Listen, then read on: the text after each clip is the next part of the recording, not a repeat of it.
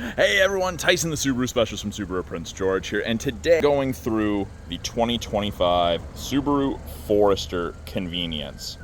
Now, convenience for the 25 model year is the entry-level Forester, but base model doesn't mean basic. This is a very well-equipped mid-size SUV/crossover. Like, the previous gen didn't come with alloy wheels. They had steels and hubcaps. Foresters all now come with alloys, which is nice. New front end, updated exterior and interior for the Forester. Definitely a different front end on the Forester for the 25 versus the previous generations. Definitely a little bit more flat. The grille is definitely a little bit larger. Headlights are definitely a little bit different versus the standard Forester headlights on the previous generation. And we have a lot of that hexagonal design language. Even the front grille is hexagonal shaped. We've got that textured hexagonal cladding along with the hexagonal piece right there. And of course you have that symmetrically, just like our all-wheel drive, on the driver's side. Still very, very similar in size to the previous gen Forester.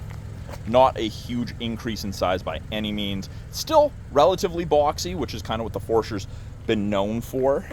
Still powered by a 2.5 liter 4-cylinder boxer engine, 180 horsepower. So we're not setting any land speed records, but generally more than adequate for the average consumer. You get a good balance of power and efficiency with it. Cladding around the wheel well, call it a fender flare, wheel arch, whatever you want to call it. There's a closer look at those 17-inch alloy wheels. 17s are the smallest you can fit on the Forester. Brakes are too large to fit anything smaller. The cladding does have functional vents for airflow. We've got black mirror caps, black plastic, not black metallic painted. And then the cladding continues down, and we've got more hexagonal textured in a hexagonal shape. Granted, it's an elongated hexagon, but overall, it's still a hexagon. Yeah, still boxy. Rear 3/4 view, great view of the Forester. I do really like those new taillights that they've incorporated. They've changed the placement of the badging. The symmetrical all-wheel drive badge is now between the third rear window and, of course, the hatch. And these are actually quite a bit larger than the outgoing model. So if visibility is something that you're concerned about, I would recommend checking out a Forester. Check out that visibility. I will show you all the interior visibility difference on the inside.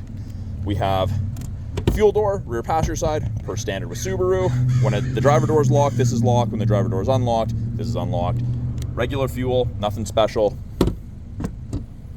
That new taillight, it's got Subaru there, half of a hexagon, and that goes over into this metallic black painted strip. We've got Forester debossed in the tailgate. They've really elevated a lot of the smaller things in the Forester to make it a more refined product. And we have the other half of the hexagon here. So I do really like those new taillights. I think it's a good color mixture between black, red, and silver/gray. Badging on the back of all the Foresters is black. And it's still that square, boxy rear end that we all know and love for the Forester. Now to open it, just like before, line up your finger between those two stars, rubber switch to unlock. Backup camera's right there. I'll show you the backup camera washer on the inside. And there's a ton of room. As you'd expect with that big boxy square rear end, you get a ton of tall, wide, and deep storage in the Forester. We've got grocery bag hooks on either side, in addition to a 12-volt power point on the rear driver's side for any charging needs you may have. We've got nice hard mount physical tie downs in the front two corners. And throughout the Forester, there's little Easter eggs like that telescope. There's birds, there's mountains, there's stars, there's lanterns, there's compass, there's lots of stuff. You'll check those out in person, see if you can find them all. We've got tie downs in the rear corners as well. Underneath the false floor, we have storage. And underneath that, there we go, we've got our spare tire and our tools, which I hope none of you ever need to use. Even in the convenience, the entry level, we've got an LED cargo light. We've got the handle to close it. It is an easy close hatch. Roof rails are standard on our Foresters. A little different on the Sport and Premier, but this is the standard look. We've got tie downs integrated into the front and rear there. So you put your straps or your ropes through there when you've got something on the crossbars. They can't slide very far. Easy to secure stuff. Second row with that tall roof line. you get a lot of headroom and you get a ton of leg room for passengers. I actually find that the Forester has the most second row room out of all of our crossovers and SUVs, just because of the seating and the way that your seat is positioned in comparison to the wheel well. You sit up, it's very, very nice. And we've got the light and dark gray two-tone cloth upholstery in the convenience, and we have that blue contrast stitching, but even there you go, more hexagonal texturing. The cloth is not, it's not uncomfortable by any means. It's great cloth. We've got easy access to the latch system, the lower anchors and tethers for children. So securing child seats, removing child seats, very, very easy. We've got 3 matte back pockets on the backs of both front seats. Got USBs out of the center console for charging. There's a little storage cubby, and we have vents underneath each front seat facing rearward to increase airflow to the second row.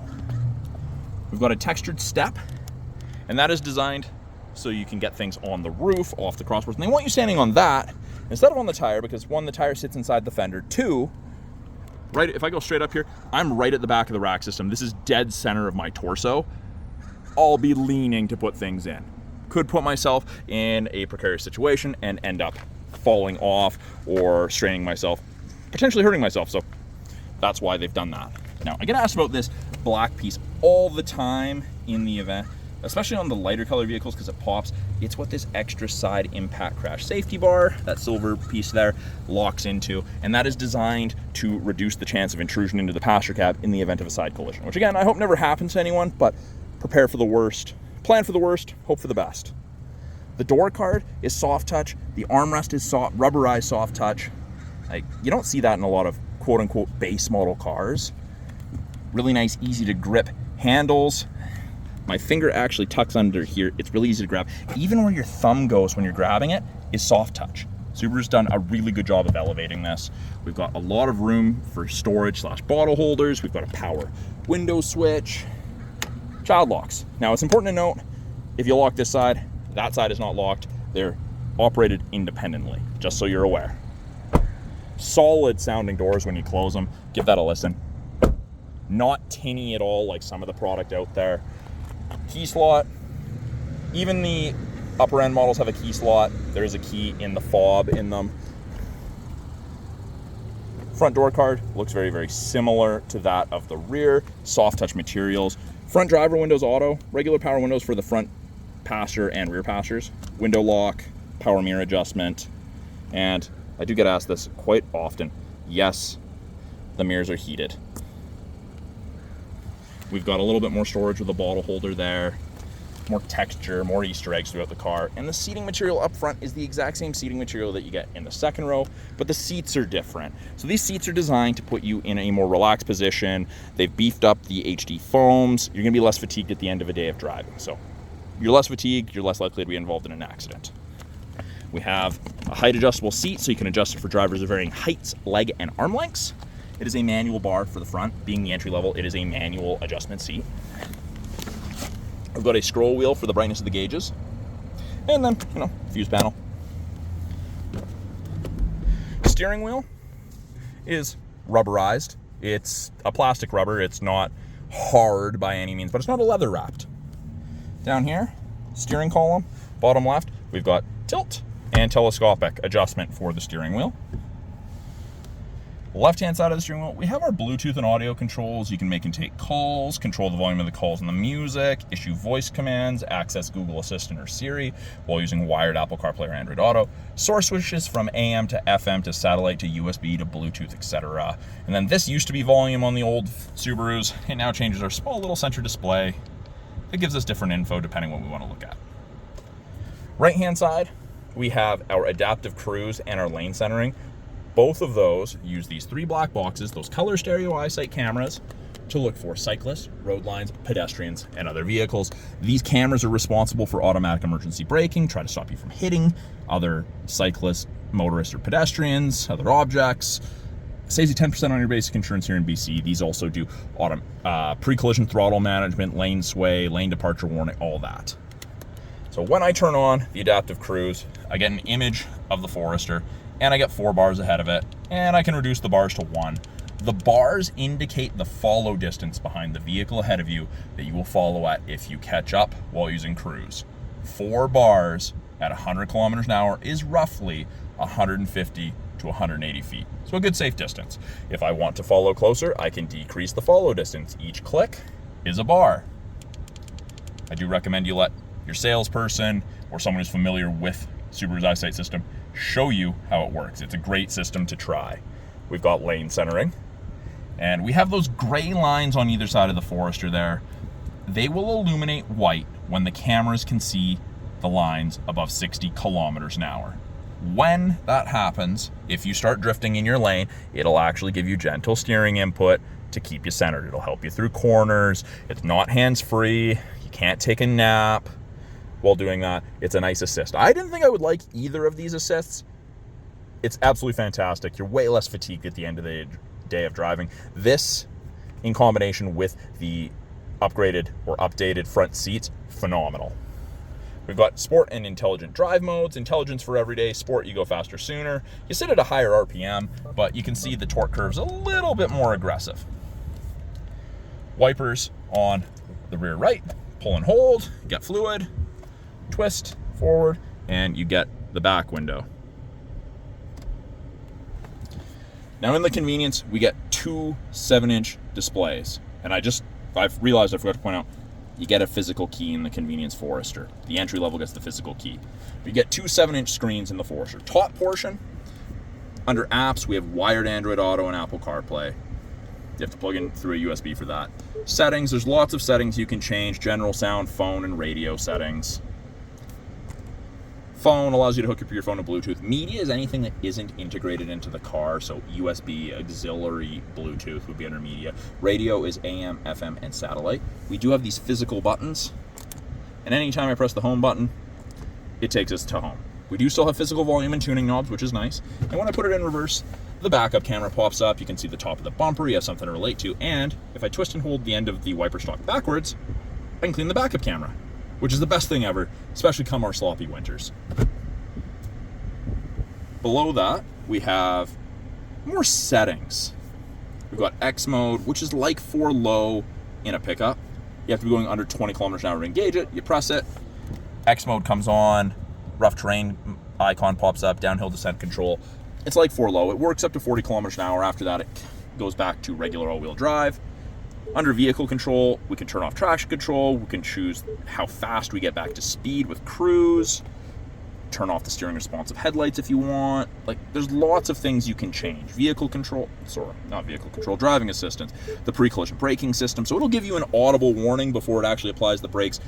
So you can choose if it's going to come on sooner. You can turn it off if for some reason you didn't want it. Under more settings, you can change the warning volumes. You can change the digital speedometer to miles per hour if you're traveling in the States. You can deactivate auto start stop. You can also do that from right there. And then we have our climate controls. So heated seats, 3 stages for both the driver and passenger, which is really nice. It is dual zone. Now we have physical buttons on either side, and of course, you can sync it back together very easy. You can control where you want your airflow, or you can just have it controlled by the driver. You can also make it so that it's just focused on the front, or you can have it focused on the entire cab. So if you don't have anything in the back seat, don't have anyone in the back seat that needs a temperature, just have it focused on the front. Really easy. Below that, we have our USB and our auxiliary. Rubberized device phone storage. And I do like this. This is soft touch now. I like the shape that they've changed it to, but this is soft touch, so if you rest your knee on it, it's not going to hurt as much at the end of a day of driving, which is nice. This is an automatic CVT. We do have a low gearing for it. Subaru's used their chain-driven CVT forever. Tried, tested, true. They're very, very nice. We've got our park brake, pull up to activate, foot on the brake and push down to deactivate. Offset cup holders. We have a 12-volt power point for any charging needs, or if you get a portable GPS. I did mention, when I pointed out, heated mirror button, along with your heated back window, right there. This is a little rubberized floor in a device. Well, I wouldn't even call this a device storage area. It's just a storage area. It is kind of awkward to access, so I would be careful what I put there. This is a semi-soft touch armrest, and I call it semi-soft touch because it's not hard plastic, but it's not leather. Very deep storage, place to run cords out of. No power point in there, but if you put a power bank or something, that makes sense to run cords through. We have more hexagonal design language throughout the Forester. And I actually really like this dash. It's not just a look, it's textured nicely. Not that I expect you all to, you know, stroke the dash, but it does feel nice. And then up, regular dimming mirror. We've got our LED map lights. We've got our sunglass storage. We have card holders on both the sun visors. We've got vanity mirror. And I actually find these quite large, like they go down a lot, which is great. And you've got an extender if the sun's directly at your left or right. I'll give you guys that quick 360 walk around of the 2025 Subaru Forester Convenience in the crystal white pearl. This is the entry level, the base model, but base model doesn't mean basic anymore. It's very, very well equipped. 2.5 liter 4-cylinder boxer engine, 180 horsepower. It's a good mix of economy and power. 8.7 inches of minimum ground clearance. And of course, you got Subaru's all-wheel drive, best all-wheel drive system in the world. Great value, a lot of room. We have a lot of young families moving into the Forester for the room. Fit everything that comes with a child in the back and still have room for you, your significant other, and at least another passenger. So thank you for sticking with me, watching my walkthrough of the 25 Forester Convenience. I'm Tyson, the Subaru specialist from Subaru Prince George. If you guys have any questions about this car behind me, any of the tech in it, something that you saw but I didn't talk about, put it in the comments below.